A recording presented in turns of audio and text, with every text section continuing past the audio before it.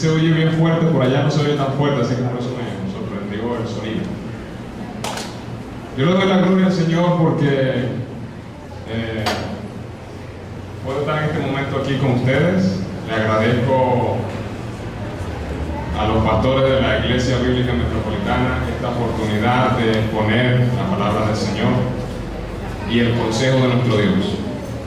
Y de verdad que es una bendición tener un doble hermano en Cristo y de familia. Y le doy las gracias a él y, como dije, a todos los pastores por esta oportunidad.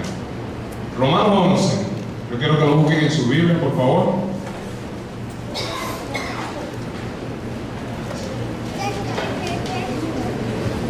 Me dijeron que tengo como 90 minutos para predicar los 120.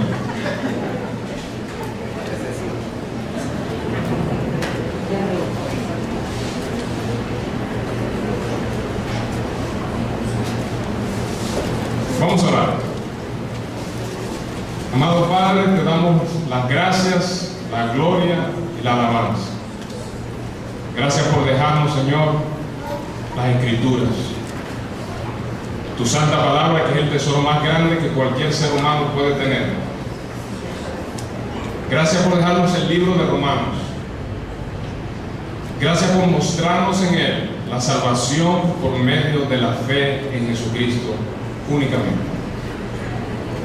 Y ahora, Señor, que vamos a leer y que vamos a compartir, pedimos, Señor, que tú ilumines nuestros ojos, nuestro entendimiento, que podamos crecer en el conocimiento de Cristo, que podamos adorarte, Señor, más y más, al terminar en esta tarde, con un corazón rendido y agradecido por tantas cosas que tú has hecho a favor de nosotros, Dios. Te amamos y te pido, Señor, que al expresar mi palabra, tú puedas, Señor, glorificar. Te amamos y te damos la gloria. Amén.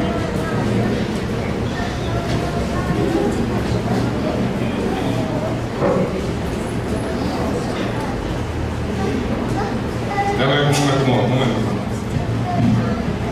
Ok. Romanos 11 está conectado con Romanos 10, 9 y 10. Una sección de la Escritura que tenemos que verla unida, no podemos verla de una forma separada de lo que se empezó a establecer en Romanos capítulo 9 y en Romanos capítulo 10. Vamos a leer el 11, de los versículos 1 hasta el 10. Acompáñenme por favor en su Biblia. Dice así: digo pues, ¿ha desechado Dios a su pueblo? En ninguna manera, porque también yo soy israelita, dice Pablo, de la descendencia de Abraham, de la tribu de Benjamín. No ha desechado Dios a su pueblo, al cual desde antes conoció. ¿O no sabéis qué dice de Elías la Escritura, cómo invoca a Dios contra Israel, diciendo: Señor, a tus profetas han dado muerte, y tus altares han derribado, y solo yo he quedado y procuran matarme? Pero, ¿qué dice la divina respuesta? Me he reservado 7,000 hombres que no han doblado la rodilla delante de Baal. Así también, aún en este tiempo, ha quedado un remanente escogido por gracia. Y si por gracia, ya no es por obras. De otra manera, la gracia ya no es gracia. Y si por obras, ya no es gracia.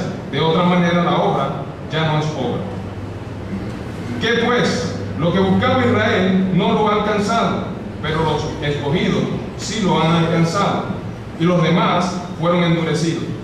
Como está escrito, Dios les dio espíritu de estupor, ojos con que no vean y oídos con que no oigan hasta el día de hoy. Y David dice: se ha vuelto su convite en trampa y en red, en tropezadero y en retribución. Se han oscurecido sus ojos para que no vean, y agóbiales la espalda para siempre. Luego seguiremos leyendo la otra porción. En el capítulo 10 nosotros nos encontramos al final con que se declaran dos verdades. Si vamos al capítulo 10, en el versículo finales 19 y 20, allí se establecen por lo menos dos cosas. Dice el 19: también digo, ¿no ha conocido esto Israel? Primeramente Moisés dice: yo os provocaré a celos con un pueblo que no es pueblo, con pueblo insensato os provocaré a ira. E Isaías dice resueltamente: fui hallado de los que no me buscaban, me manifesté a los que no preguntaban por mí. Allí estamos estableciendo por lo menos dos cosas. Israel fue ignorante de los propósitos de Dios, de que Dios llamaría a otro pueblo. Fíjense que en ese versículo se establece: os provocaré a celos con otro pueblo. ¿Quién está hablando allí? Dios mismo está hablando. Está diciendo a través de su profeta David: yo te voy a buscar, yo con otro pueblo te voy a provocar a celos. Ahora bien, eso es una cita que está en Deuteronomio 32, 21. Si quiere puede buscarlo, si no me escucha. Dice así, en Deuteronomio 32, 21: ellos me movieron a celos con lo que no es Dios. Durante toda la historia del pueblo de Israel se vio incredulidad, rechazo a la voluntad de Dios, apostasía e idolatría. Dios le dice: ellos me movieron a celos con lo que no es Dios. Ellos se apartaron de mí, ellos decidieron adorar un becerro, en otras oportunidades construyeron altares, en otras situaciones se fueron tras los baales, etc. Yo también los moveré a celos como un pueblo que no es pueblo. Deuteronomio: les provocaré a ira con una nación insensata. Desde Moisés, pasando por los profetas, en muchas otras citas, Dios está estableciendo que por medio de la idolatría, de la apostasía, de la incredulidad y del rechazo de Israel hacia su Dios, Dios en algún momento de la historia va a tornar su mirada a un pueblo que no es Israel. ¿Me voy a entender el punto? Muy bien. También tenemos una cita en Isaías 65, versículos 1 y 2. Es la cita que está tomando Pablo cuando menciona o termina el capítulo 10. Isaías 65, 1 y 2. Dice: fui buscado por los que no preguntaban por mí, fui hallado por los que no me buscaban. Dije a gente que no invocaba mi nombre: heme aquí. ¿Quién le dijo eso? Dios le dijo a un pueblo que no era su pueblo: estoy listo para ti, me presento delante de ti. A un pueblo que no lo estaba buscando. Y en el versículo 2 dice: extendí mis manos, sigue hablando Dios, extendí mis manos todo el día a un pueblo rebelde. Ese pueblo es Israel, el cual anda por camino no bueno, en pos de sus pensamientos. El escenario entonces es el siguiente. Estoy tratando de pintar el panorama. Llegamos a Romanos capítulo 11 para hablar de Israel, pero se había establecido por el plan de Dios que Dios iba a buscar un pueblo, porque Israel siempre rechazó a Dios en incredulidad y en idolatría. Ahora, si entramos en capítulo 11, en el versículo 1 y en el versículo 2 principalmente, es donde se establece la verdad central del capítulo que estamos leyendo. ¿Cuántos han leído Romanos capítulo 11 en su casa? Muy poco. Fíjense lo siguiente, Romanos 11, lo que quería saber era qué tanto tenía usted en su mente el capítulo que estamos tratando. La verdad de Romanos 11 es esta. Versículo 2. No ha desechado Dios a su pueblo, hablando de Israel. Ahí está la pregunta. ¿Ha desechado Dios a su pueblo? Versículo 1. De ninguna manera. Ahora nosotros a través de este versículo tenemos que, por la gracia de Dios y con la ayuda del Espíritu Santo, entender hacia dónde va Dios con el pueblo de Israel. Para eso está Romanos 11, para que tú y yo conozcamos el plan de Dios con Israel. ¿Ha desechado Dios a su pueblo? En ninguna manera. El versículo 2. No ha desechado Dios a su pueblo, al cual desde antes conoció. Ahora Pablo, en los versículos del 2 al 10 principalmente, y luego los otros que vamos a leer, se propone a dar varias razones por las cuales él está, por la inspiración de Dios, estableciendo que Dios no se ha olvidado de Israel. Sin embargo, déjenme ir con ustedes a Jeremías capítulo 30, versículo 11. Quiero ver si le pongo un poquito más claro el panorama, me interesa. Al fin y al cabo, para eso estoy aquí. Jeremías 30, 11.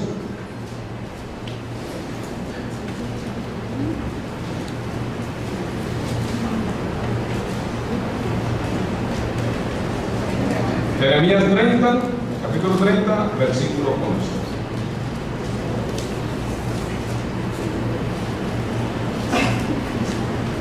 Hay promesas para Israel desde el Antiguo Testamento. Dios no ha desechado, como establece Pablo allí, por la Escritura, a su pueblo.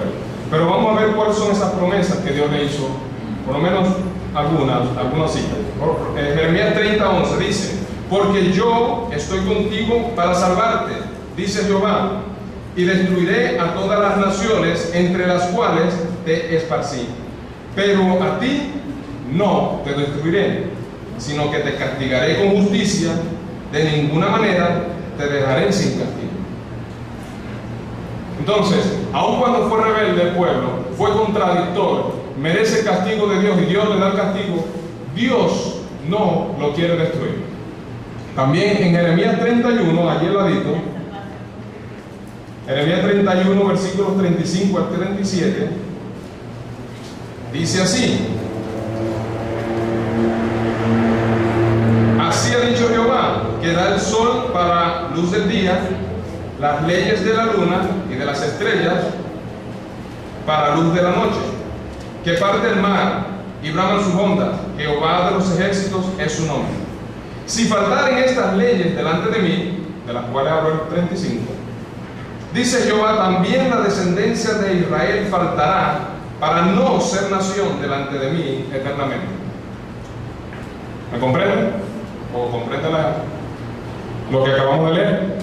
Dice esto: Dios estableció leyes, días, lunas, temporadas, y ha puesto la creación bajo un orden. Él dice: si eso cesa, si eso termina, yo también entonces voy a destruir a Israel. En otras palabras, mientras haya luz, día, años, Israel permanecerá. Como dice también Jeremías 33, 19, 26. Trataré de no leer tantos en esto porque son muchos. Jeremías 33, 19, 26.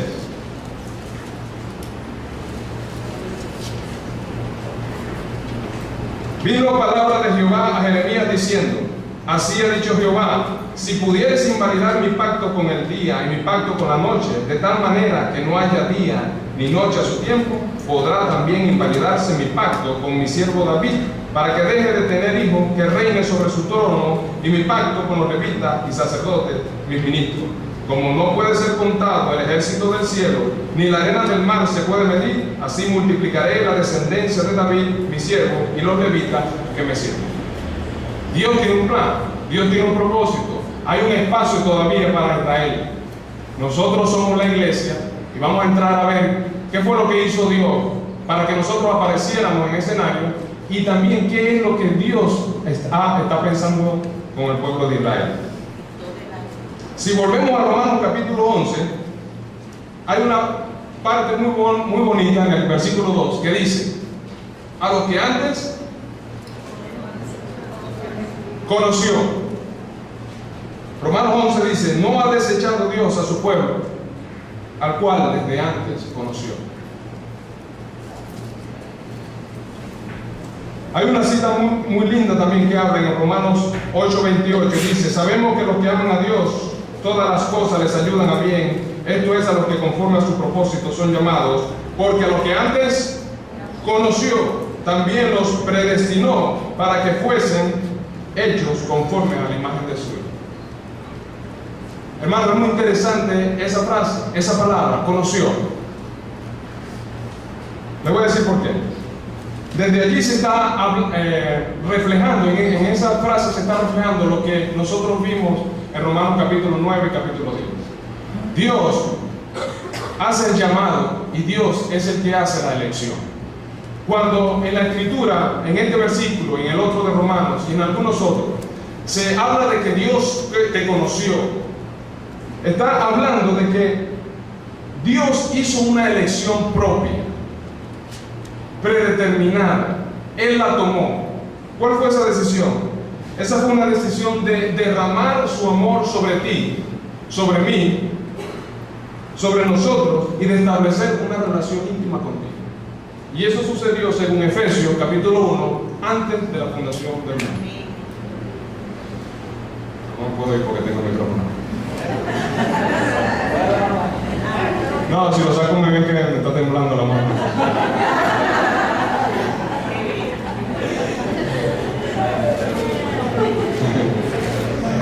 Hermano, nosotros estamos siendo expuestos en Romanos capítulo 9, 10 y 11, pero también en otras partes, a un Dios que hace elecciones soberanas, indiscutibles y por su propia voluntad, para su propia gloria. El hecho de que tú estés en este lugar, en esta tarde, no es casualidad. Dios ha venido obrando en tu vida. Y si tienes a Jesucristo señoreando en ti, como el Señor, el Salvador, el Redentor y aquel que ha perdonado tus pecados, déjame decirte que según las Escrituras, Dios hizo esa obra completa en ti, de una forma predeterminada. Él te conoció antes que tú nacieras, antes que tú existieras, y pensó en ti. Aun cuando para algunos este punto es incómodo, la Biblia establece que hay una elección de Dios. Y eso es lo que estamos viendo en Romanos capítulo 11. Te voy a repetir esto, hermano. Dios desde antes conoció a ti y desde antes conoció a Israel.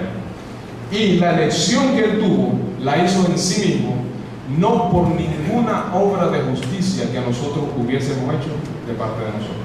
No hay ningún valor, no hay ninguna virtud, no hay ninguna capacidad, no hay ninguna clasificación racial, étnica o cualquier tipo de característica que tú tengas o algo bueno que hayas hecho para que Dios se fijara en ti. Él lo hizo por pura gracia. No te vio si eras flaco, feo, bonito, gordo, no vio si estudiaste en la universidad, no vio si en algún momento tú ibas a agradarle a Él de alguna manera. Él te escogió porque Él quiso. Y Él escogió a Israel porque Él quiso. Ahora, ¿cuáles son las razones que el apóstol Pablo dice por las cuales no ha desechado Dios a su pueblo? Él empieza hablando de Él mismo. Fíjense el versículo 1. Él dice: yo también soy israelita, de la descendencia de Abraham, de la tribu de Benjamín.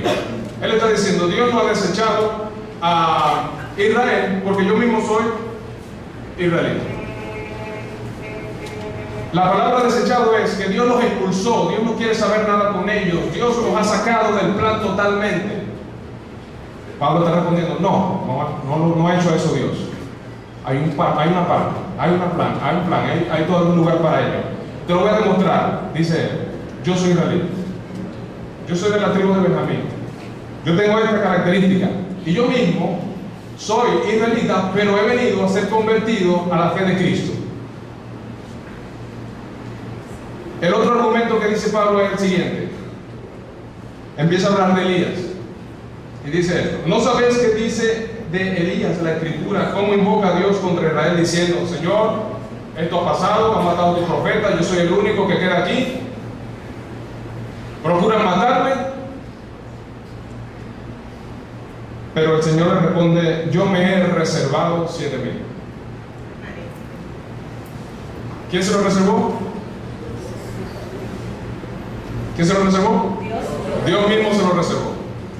¿Hicieron los 7,000 algo para ser reservados? Según el texto dice, yo me lo reservé. O sea, Señor. El Señor estableció que 7,000 iban a permanecer fieles a Él. Él obró de una manera soberana para elegir a 7,000 que no iban a doblar sus rodillas de Baal.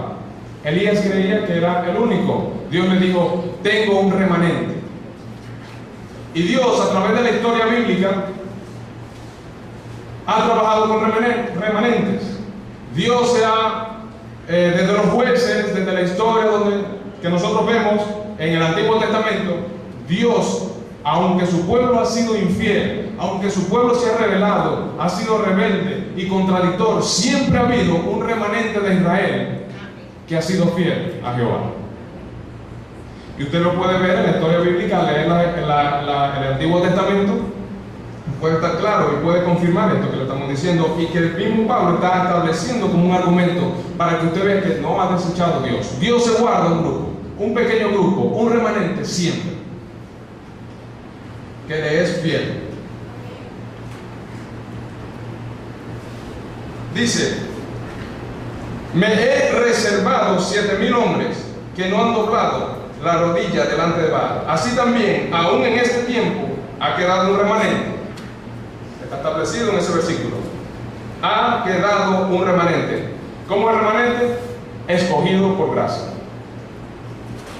Versículo 5. Un remanente escogido por gracia. Escogido por gracia. No hizo nada el remanente para ser escogido. Solamente Dios, por gracia. Por lo que quiso. Porque Él de su propia voluntad, para cumplir el deseo de su corazón, para su propia gloria y honra, dijo, 7,000 se quedan fieles a mí.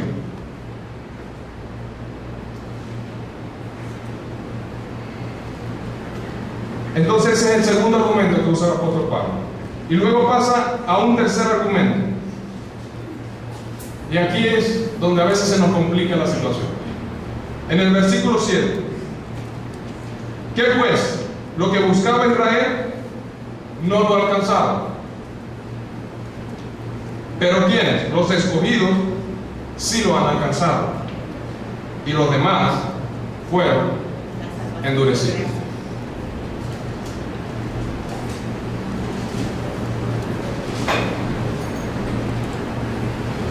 Cuando vemos el capítulo 9, en el versículo 30, también está esta idea. Dice, ¿qué pues diremos? Que los gentiles que no iban tras la justicia han alcanzado la justicia. Eso es el versículo 30 del capítulo 9. Es decir, la justicia que es por la fe.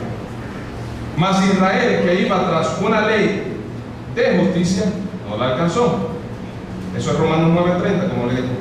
Y aquí en Romanos 11:7 dice, lo que buscaba Israel no lo ha alcanzado, pero los escogidos sí lo han alcanzado. ¿Por qué Israel no lo alcanzó? Entonces, allí Pablo empieza a citar el Antiguo Testamento nuevamente. Los que estamos en panorama de la Biblia, entendemos la importancia del Antiguo Testamento. Pablo está citando la escritura del Antiguo Testamento para traer su argumento. Y vemos la importancia de los salmos, de la profecía que está allí, de la cita que hay en Deuteronomio, en Isaías, en Jeremías, para Pablo establecer lo que Dios planeó de antemano. ¿Voy muy rápido? ¿Estamos bien? No, me van a ver otra vez.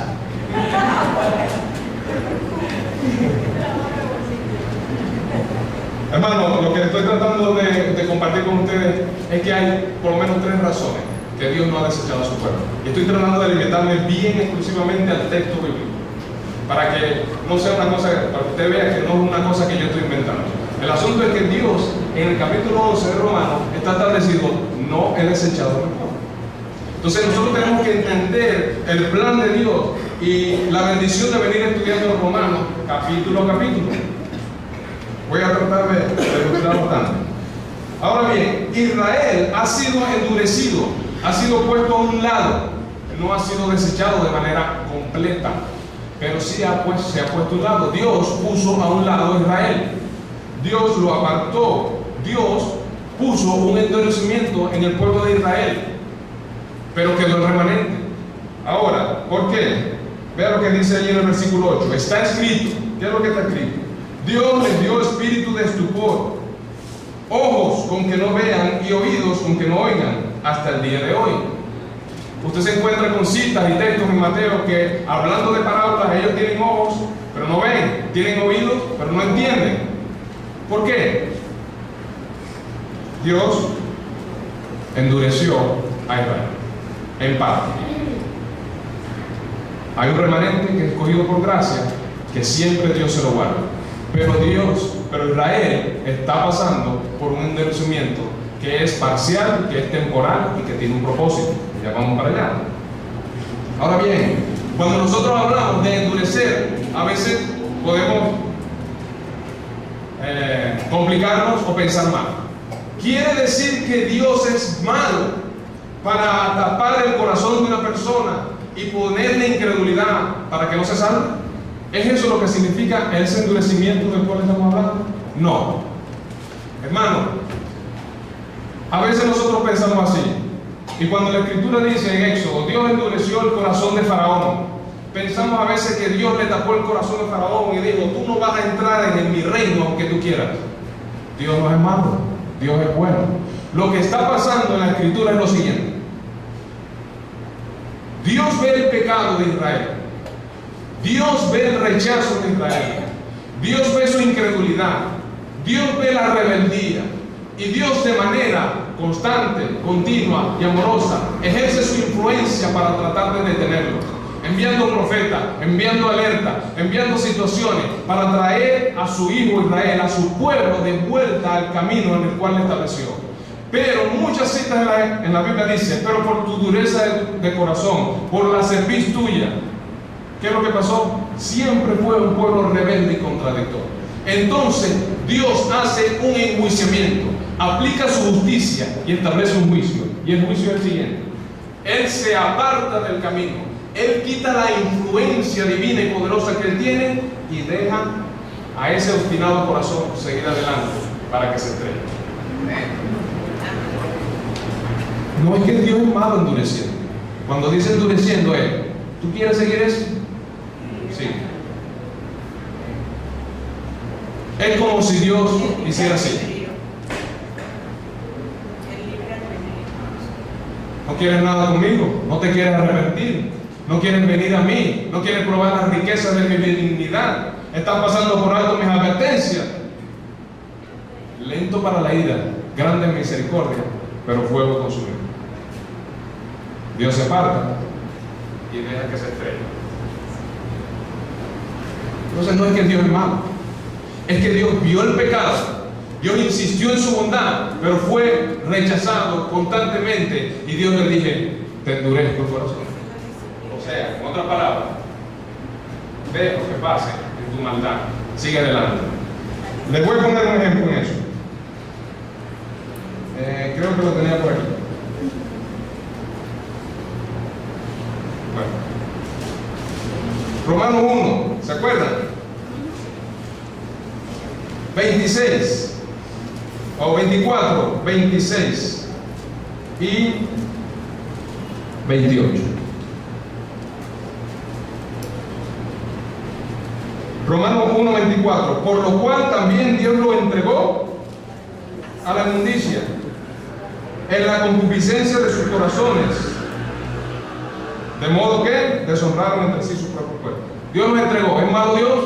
No. Ahí viene el juicio, ahí viene la administración de su justicia, ahí viene el hecho de que Dios, voy a tratar de usar un lenguaje quizás no es más correcto, se cansó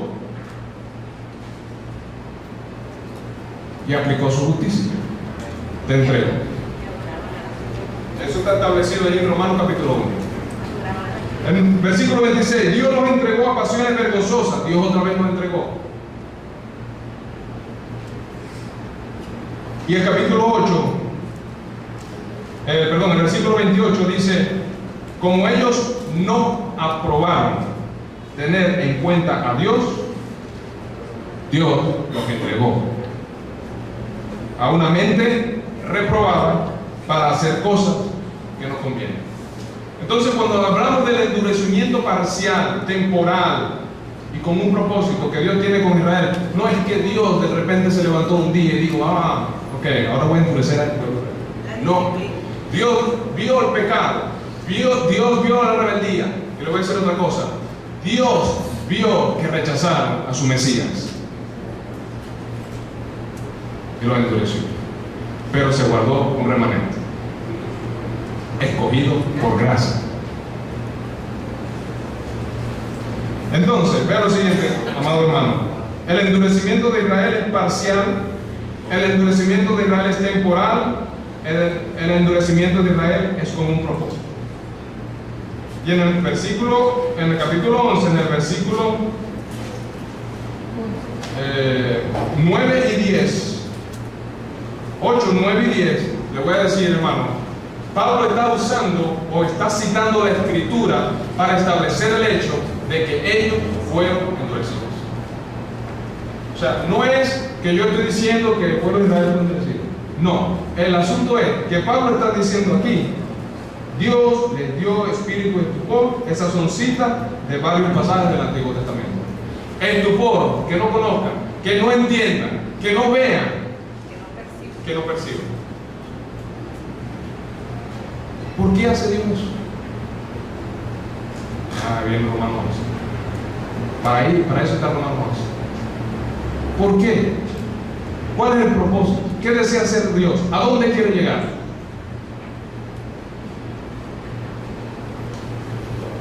Ok.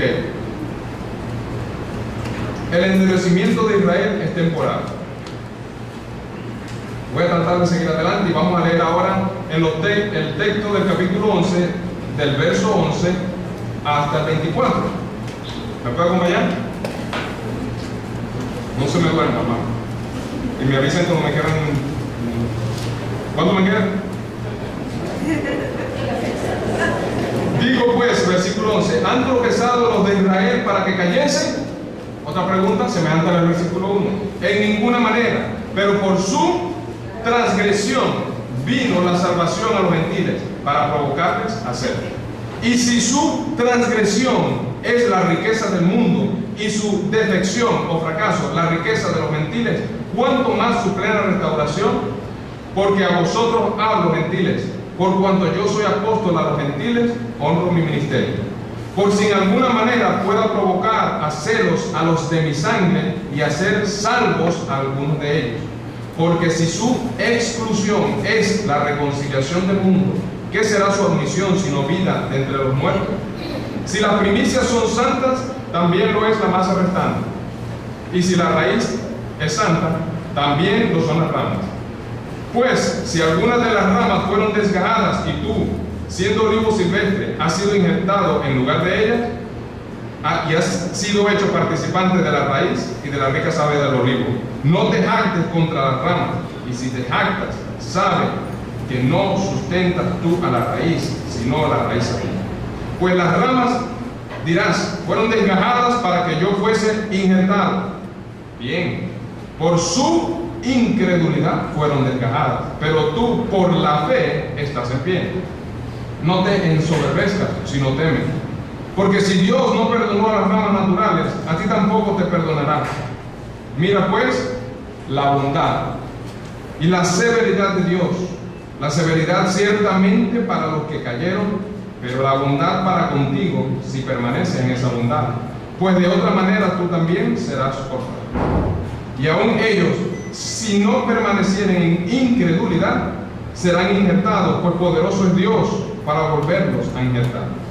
Porque si tú fuiste cortado del que por naturaleza es olivo silvestre, y contra naturaleza fuiste injertado en el buen olivo, ¿cuánto más estos que son las ramas naturales serán injertados en su propio olivo? Allí en el texto que leímos hay algunas palabras interesantes que quiero que vean. Por ejemplo, versículo 11 dice, por allí habla de transgresión. Versículo 12 habla de transgresión y defección o fracaso. Luego adelante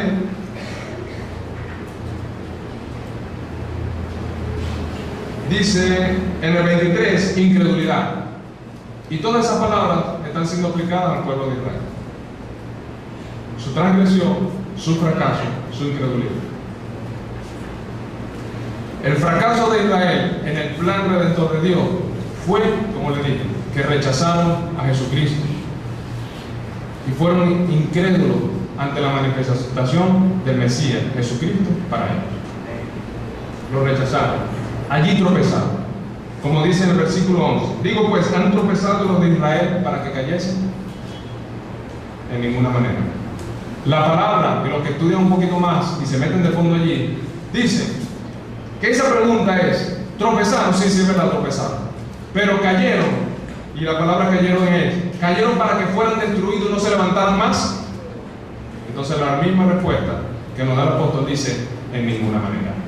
Hay un espacio para que Israel se recupere. Hay un espacio para que Dios continúe el plan que Dios tenía con ellos. Y es glorioso, hermano. Dios me dé gracias para tratar de compartir. Dice, propósito número 1, en el versículo 11. Digo pues, han tropezado los de Israel para que cayesen en ninguna manera. Pero por su transgresión, ¿qué pasó? Vino la salvación. ¿A quién? A la gentil. Por el fracaso de Israel, Dios lanzó la salvación al pueblo gentil. ¿Quiénes son los gentiles? Todos los que no son judíos. O sea, usted y yo. Todos los que no están en el pueblo de Israel. Los gentiles. Somos tú y yo. El propósito, uno de los propósitos del pueblo, o del fracaso de Dios, y del fracaso del pueblo de Dios, de Israel, fue que la salvación se extendiera a toda la humanidad. Entonces usted empieza a entender un poquito, cuando va leyendo allí en la noche, ok. Dios está haciendo algo que yo no lo entiendo completamente. Él eligió su pueblo, fue endurecido, y entonces a través de ese endurecimiento y esa ceguera, esa incredulidad y ese rechazo al Mesías, Dios lanzó la salvación a los gentiles. Pablo en Hechos, creo que en el capítulo 15, llegó un momento en su predicación cuando él dijo, desde este momento yo me voy a los gentiles. ¿Recuerdan? Tarea para la casa. Hechos capítulo 15. Ok. Entonces, el segundo propósito dice, provocar a celos. ¿A quién? A Israel. Dios está usando a ese pueblo que hablamos al principio, que no era pueblo, aquellos que Él se manifestó, que no lo andaban buscando, levantó a una nación santa, a un real sacerdocio, y ahora Israel está viendo a la iglesia. Y Dios va a usar a la iglesia, y está usando a la iglesia para provocar a un pueblo que fue rebelde y contradictor. Pero la iglesia tiene el mismo Dios que ellos rechazaron, y tiene el Salvador que ellos crucificaron. Entonces se sigue cumpliendo el plan de Dios. Él dijo desde Deuteronomio al principio, ok, yo me voy a revelar, me voy a manifestar a un pueblo, y Dios lo está haciendo. Y lanzó la salvación para los gentiles, para nosotros. La tenemos y ahora está causando un celo al pueblo de Israel. La palabra celo aquí no es usada en una forma mala. No es que yo tengo celo de algo, como se usa en Gálatas cuando habla de la obra de la carne. No, cuando se habla celo aquí está diciendo el pueblo de Israel va a ver con admiración a un pueblo que tiene a Jesucristo. Toda la bendición, toda la riqueza que ellos pudieron tener a través de Jesucristo, Dios las trasladó a nosotros, y ellos van a ser movidos a admiración, a celo, y le va a hacer cosquillas, porque ellos rechazaron lo que nosotros tenemos por gracia. Entonces, propósito 1, salvación a los gentiles. Propósito 2, causar celo al mismo pueblo de Israel. Y el propósito 3 dice, la transgresión también de Israel es la riqueza del mundo. Hermano, Dios ha continuado un plan que Él estableció desde la eternidad para salvación de todos los que creen en Jesucristo. El mensaje del Evangelio es el mensaje que ha enriquecido a todas las naciones, que ha traído esperanza a todas las naciones, que ha traído salvación, paz y que ha transformado las sociedades. Ese mensaje, el mensaje de la salvación y del Evangelio de Jesucristo, fue el que provocó hacerlo a la nación y es el que está causando la riqueza espiritual del mundo. Ahora, como les dije, tropezar para caer. Ellos no han tropezado para caer de una forma completa e irrevocable. El tropiezo fue el rechazo de Cristo, pero su obstinación y su endurecimiento funcionó para habilitar la salvación de los gentiles. Ok. Ahora, ¿qué pasa en los versículos 13, 14 y 15? Ya vimos qué es lo que pasó con Israel, por qué Dios lo usó y cómo lo usó, y según esos tres propósitos. Pero en el versículo 13, 14 y 15, el apóstol Pablo está diciendo: mire, yo no me entienda mal, yo soy apóstol a los gentiles, yo honro mi ministerio, yo estoy claro de lo que tengo que hacer, yo quiero seguir predicando a los gentiles y anunciando el Evangelio, pero en ese proceso yo también quiero traerme a algunos de los israelitas para salvación. O sea, en otras palabras, Dios estableció el plan, Dios endureció a Israel, Dios trajo la salvación a nosotros, y Pablo está claro que Dios está obrando así desde la antigüedad. Y Pablo está diciendo: ok, yo sigo entonces en ese plan de Dios. Dice: por cuando yo soy apóstol a los gentiles, honro mi ministerio, por si en alguna manera pueda provocar a los celos a los de mi sangre. Es lo que, en otras palabras, hermano, disculpe, lo que él está diciendo es: yo me voy a someter al plan que Dios tiene, voy a seguir trabajando en mi ministerio que Dios me otorgó, pero también voy a seguir funcionando en eso que Dios quiere hacer, que es causar celo a la dominación. Mientras yo voy predicando, Dios mismo va a cumplir en mí el propósito de salvar a los gentiles y de traer celo a los de mi propia nación, porque yo quiero salvar a algunos de ellos. En otras palabras, Él está siendo instrumento para cumplir lo que Dios mismo planeó. ¿Sí? ¿No? Sí. Amén. Ahora, después de esos versículos, pasamos a los versículos de los cuales se advierte para nosotros algo muy interesante. Fíjense, hermano, yo trato de poner el panorama allí. Fracasó Israel. Muchas personas piensan: se acabó, no se levanta. Dios trae la salvación a los gentiles. Los gentiles son salvos por la predicación del Evangelio desde que empezaron los apóstoles. Cualquier gentil puede decir: ok, se acabó Israel, el pueblo escogido de Dios, ahora el que mando soy yo, el importante soy yo. Dios los sacó, los cortó a ellos y me puso a mí. O sea, el que es importante aquí soy yo. Pablo está advirtiendo ahora en el versículo 17 en adelante, creo que es del 18 hasta el 25, contra una actitud que tú y yo no podemos tener y al mismo tiempo caer como cayó Israel. Israel se creía favorito, en realidad era el escogido, pero se jactó, se envaneció, se enorgulleció y al final fue incrédulo cuando vino Jesucristo y Dios le endureció el corazón e hizo juicio. Nosotros no podemos hacer eso, y por eso Pablo está diciendo estas cosas. Versículo 18, una advertencia contra jactarse de que ahora nosotros somos los especiales, los superiores. Ahí dice: tú siendo olivo, pues si algunas de las ramas fueron desgajadas y tú siendo olivo silvestre has sido injertado en lugar de ella y has sido hecho participante de la raíz de la rica savia del olivo, no te jactes.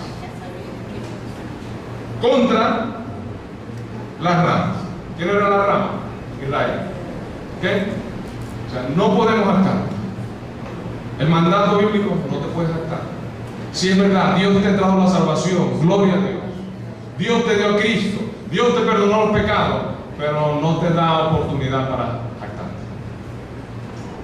Ahí tenemos que andar humillados delante de Dios, porque recordemos, hermano, no hubo nada en ti y en mí digno de virtud, de lo cual Dios dijera: voy a salvarlo por eso. No hubo nada de eso. Dios te agarró, te escogió, te salvó, te sacó y te estableció en Cristo por gracia, por misericordia, por su bondad. No hubo nada en ti. ¿De qué te vas a jactar? ¿De qué yo me voy a jactar? Si no había nada, no hubo nada. Si fue por amor a Él.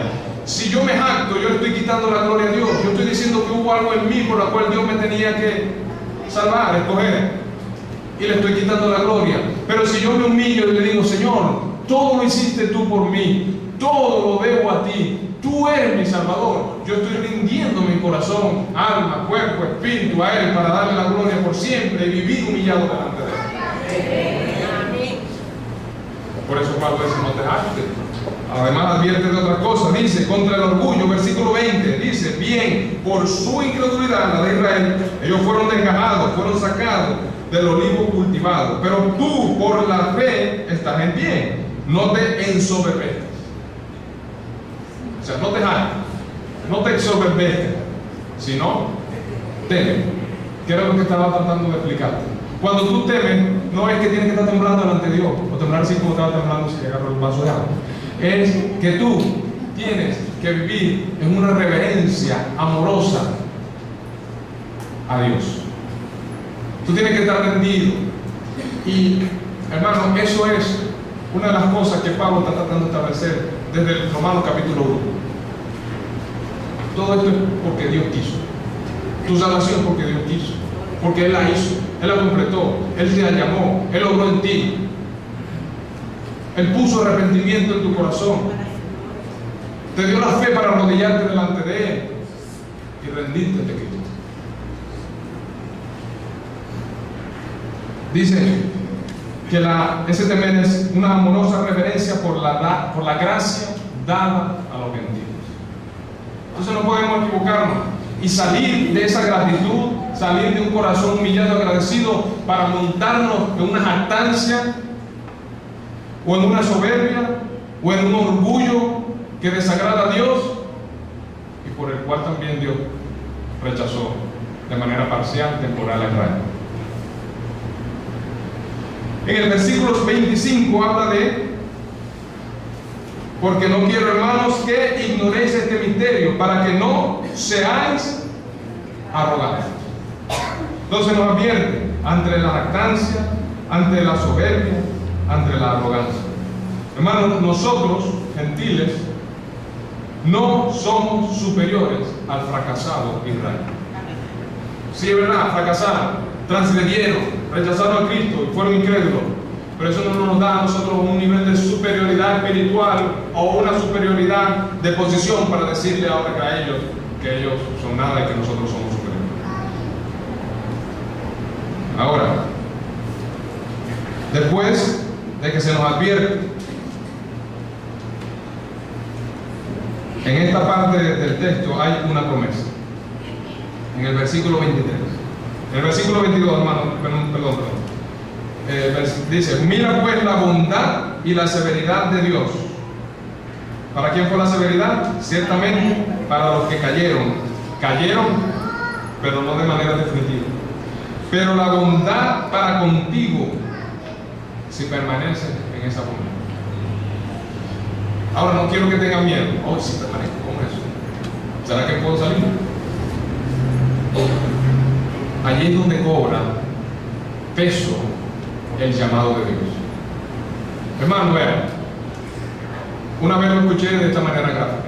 No es que nosotros tengamos agarrado la mano de Dios para seguir adelante en la vida cristiana. Es que Dios es el que te agarra tu mano a ti para que no te caigas. ¿Entiendes? No es por mi fortaleza, no es porque yo haga muchas obras de justicia, no es porque yo haga tantas cosas que aparentemente pudieran justificar una piedad o una vida espiritual delante de Dios por las cuales Dios me agarra o yo me agarro de Dios. No, no es así. Es que Él es el que me agarra. El que tiene fuerza es Él. El que es soberano, el que es poderoso es Él y es el que me mantiene. Si tú estás en Cristo, en otras palabras, si tú has sido salvado, si tú eres redimido, si Cristo perdonó tus pecados, Él tiene el poder para que tú día tras día permanezcas en su amor, en su gracia y en su misericordia. Él que comenzó la obra, la perfeccionará hasta el día de Jesucristo. Entonces no es que dependa de ti, no es que un día tú dices, ay, hoy me salí, hoy ya no permanecí en la bondad de Dios. No, es que todos los días estás en su bondad. Es el que Él hace que camine, es el que Él hace que tú vengas, es el que Él hace el que persevere en la gracia en la cual Él ya te puso. ¿Comprende? Entonces, hermano, la bondad de Dios está en nuestras vidas. La percibamos, la veamos, nos pongamos bravos, no entendamos, lloriquemos. La bondad de Dios está en los que han rendido y creído su vida a Cristo. Ok, entonces, en el versículo 23, después de haber pasado, hermano, estos propósitos de que Dios lanzó la salvación a los gentiles, provocó hacerlo de su nación y quiere enriquecer al mundo con el mensaje de Cristo, entonces hay una esperanza todavía y se asoma un poquito ahora lo que Dios quiere hacer con Israel. El versículo 23 dice, aún ellos si no permanecieren en incredulidad, ¿será que? Serán injertados. Dios empieza ahora, o en el texto Dios, el Señor empieza a mostrar que Él quiere continuar algo con Israel. Hermanos, si Israel se arrepiente,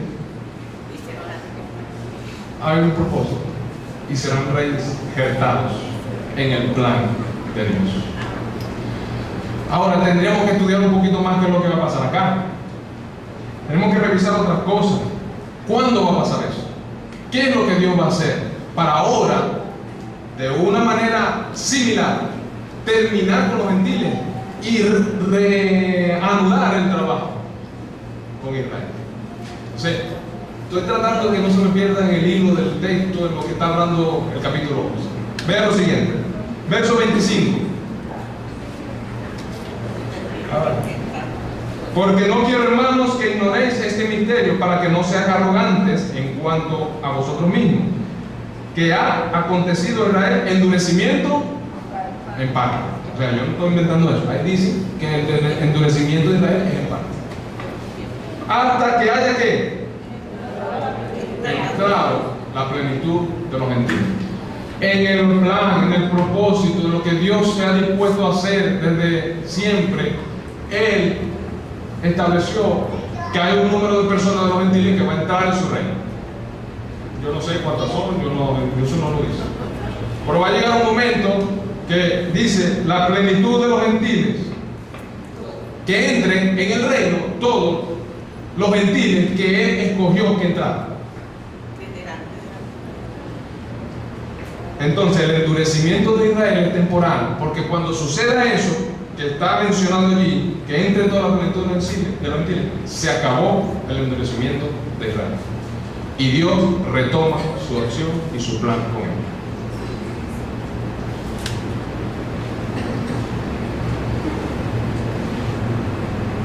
Hermano, si leemos ese capítulo así con determinación, Señor, muéstranos, usted va a terminar como terminó Pablo en ese capítulo. Si se pone allí como un estudio, como un libro allí de la universidad, y se pone a ver, usted termina como Pablo terminó este capítulo. Ya vamos a llegar allí. Dice, ha acontecido a Israel endurecimiento en parte, hasta que haya entrado la plenitud de los gentiles, y luego todo Israel será salvo.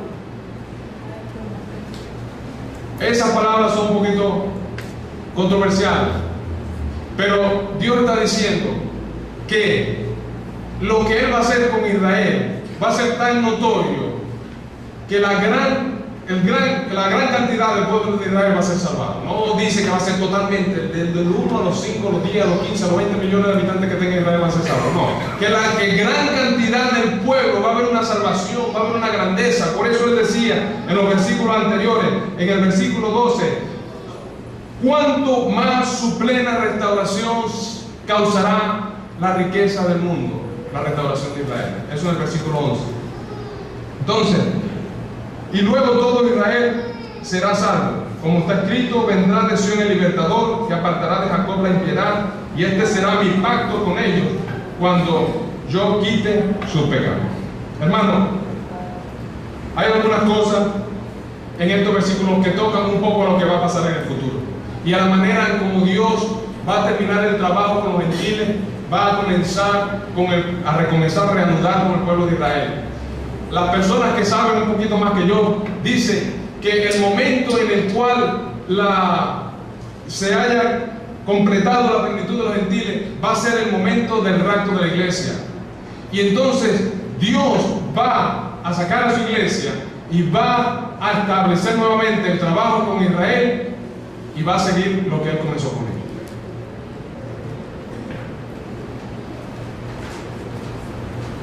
Ahora, no es que ellos van a comenzar así porque ellos son así bonitos, porque ellos se lo merecen. Aquí ni los judíos ni los gentiles son nadie o alguien sin Cristo. No es que ellos, porque antes era el pueblo, se endurecieron y ahora siguen siendo el pueblo, ok, vamos a darle entrada. No. Aquí tiene que pasar lo que dice Zacarías 12:10. Eso sí le pido por favor que lo busquen conmigo, por favor.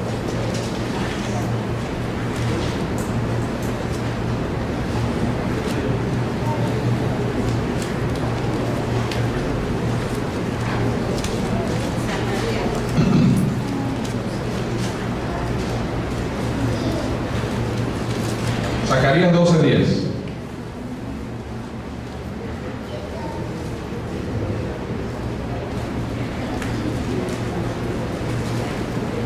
Dice: derramaré sobre la casa de David y sobre los moradores de Jerusalén espíritu de gracia y de oración, y mirarán a mí, a quien traspasaron, y llorarán como se llora por hijo unigénito, afligiéndose por él como quien se aflige por el primogénito. ¿A quién van a ver? Van a ver a Cristo. Tienen que ver a Cristo. No es nadie Israel sin Cristo en el momento en que Dios reanude su plan con ellos. Allí se introducen, hermanos, los temas del rapto y se introducen los temas del reino de Cristo en la tierra. Pero es Cristo, el Señor, Dios y Rey de los gentiles y de los judíos. No puede Israel retomar a Dios sin Jesucristo. Mirarán a aquel a quien ellos mismos traspasaron, y llorarán, y se lamentarán, y se arrepentirán, y vendrán a Cristo como Salvador, como Señor de su vida. Ese es el plan de Dios. Ahora, usted ve, de repente Dios endureció a Israel, lanzó la salvación a los gentiles, y después cuando termina el trabajo con los gentiles, se devuelve y reanuda su trabajo con Israel. Pero siempre es por la gloria, la grandeza, el trabajo y lo que Jesucristo logró por nosotros en la cruz y su resurrección. Hermano, fíjense. Le voy a decir esto. En el versículo 28. Si usted pone a verse a Israel en la autoridad, dice así: en cuanto al Evangelio, son enemigos. ¿Por causa de quién? De nosotros. Pero en cuanto a la elección que Dios tuvo con ellos, desde Abraham, Isaac, Jacob, ellos son amados por causa de los padres. Por eso lo menciona Abraham, Isaac. Porque irrevocables son los dones y el llamamiento de Dios. Hermano, es una frase gloriosa. Hermano, el llamamiento es, los dones es gracia que ha sido derramada sobre tu vida, sobre mi vida. Y cuando habla del llamamiento, es elección. Lo que Dios ha hecho en tu vida y en mi vida, porque Él lo quiso hacer, porque Él te escogió por gracia. Entonces, cuando Dios llama a Israel, el llamamiento de Israel es irrevocable. Y Dios tiene que cumplir la promesa que leímos en Jeremías. No lo voy a destruir. Si el sol permanece, si la luna permanece, si las estrellas permanecen, ustedes también van a permanecer. Los castigaré, pero no los voy a destruir. Entonces, si Dios los llamó a ellos, si tenemos a un Dios fiel y veraz, tiene que cumplir lo que le prometió a ellos. De igual manera, si Dios te ha llamado, ha puesto su amor para ti, el llamamiento, la gracia, los dones que Él te ha dado, de ser hijo de Él y de rendir su vida a Cristo, Él nunca lo revoca y seguirá operando en tu vida. Esa gracia Él no la quita. Él te escogió por gracia y ya. Porque Dios no es como nosotros. Dios no cambia, es inmutable, y Él no dice mañana, ok, ya me cansé del hermano Pepe y ya yo no quiero, le retiro mi llamamiento a Él. Él no es así. Dios es grande, Dios es estable, Dios es veraz, Dios es fiel, y lo que Él comienza lo termina. Dice, revocables son los dones y el llamamiento de Dios, pues como vosotros también en otro tiempo, ya vamos a terminar, eran desobedientes a Dios. Usted y yo éramos desobedientes, pero ahora habéis alcanzado misericordia por la desobediencia de ellos, Israel. Entonces, ahora Dios aplica la misma ley. Así también estos, o sea, Israel, que han sido desobedientes como nosotros al principio, para que por la gracia concedida a nosotros los gentiles, ellos también alcancen misericordia. Entonces se establece que aquí, que ellos van a alcanzar misericordia. ¿Por qué, hermano? Por el versículo 32. Dios sujetó a todos en desobediencia para tener misericordia de todos. ¿Usted no ve la grandeza de Dios allí? ¿Usted no ve la gloria de Dios allí? ¿Usted no ve que Dios, sus pensamientos y sus caminos son mucho más altos que los de nosotros? Si nosotros hubiésemos sido, quizás estado en la posición de Él, hubiésemos hecho caer a Israel de una manera definitiva y haberlo hecho apartar de todo misericordia y bondad. Pero Dios no. Dios hace las cosas para su gloria, para su honra, según su beneplácito, para su adoración. Y Él encerró todo en desobediencia para tener de todos misericordia.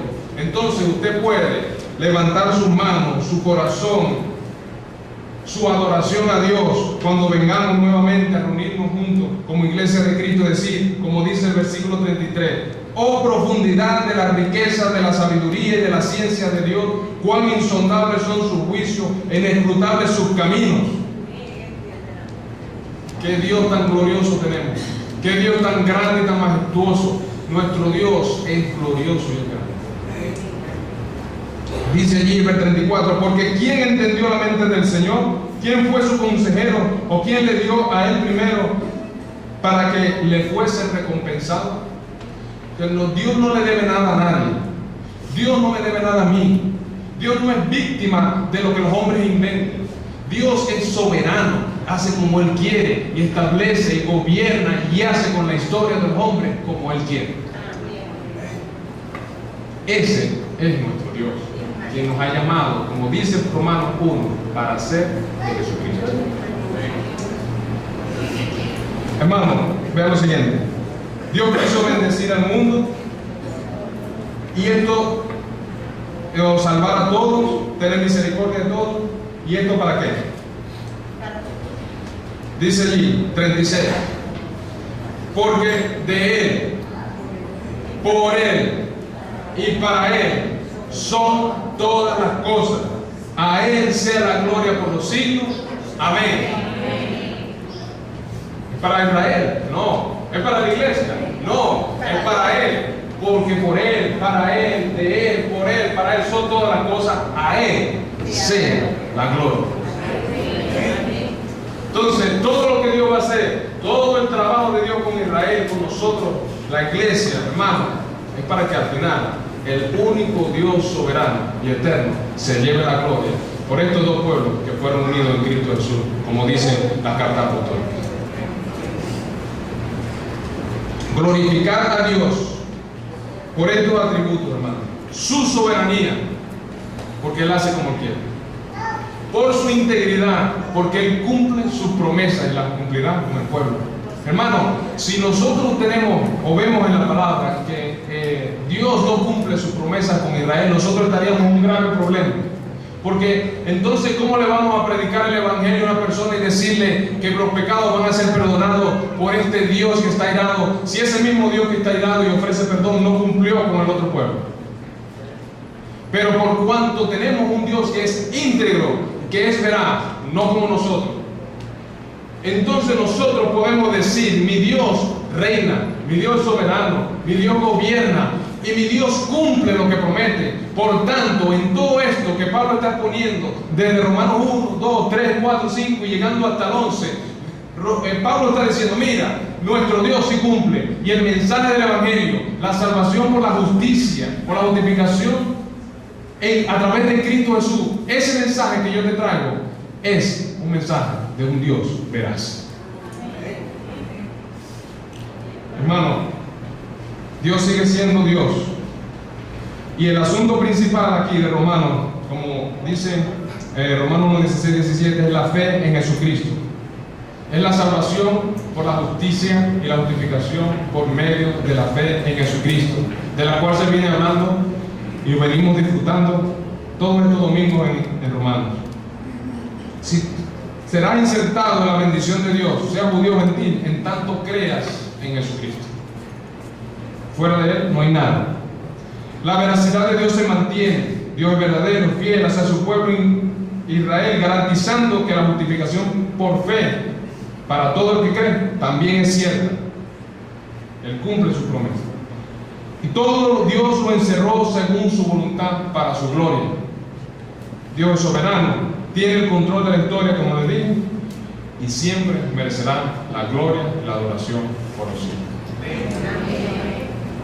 Amado hermano, Romanos 11 sirve para que nosotros nos arrodillemos delante de la grandeza de nuestro Dios, para que nosotros veamos que Dios es fiel, para que nosotros veamos que Dios no se le olvidan las cosas, para que veamos que por su gracia y por su misericordia Él cumple lo que prometió, lo que quiso hacer desde un principio.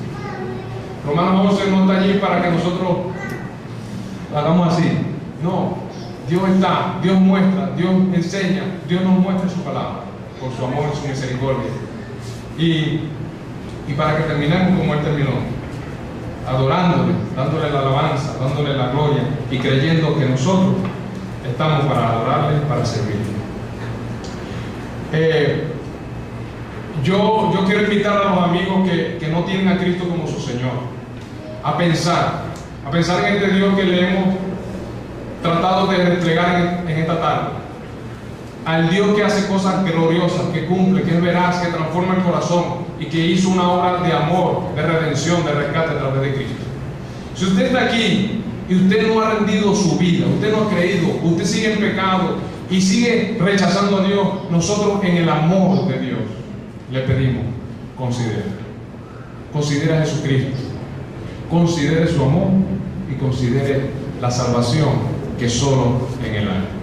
Y venga, hablemos, compartamos lo que Él ha hecho por ti, por mí, por nosotros, para que usted entre en el reino de Dios.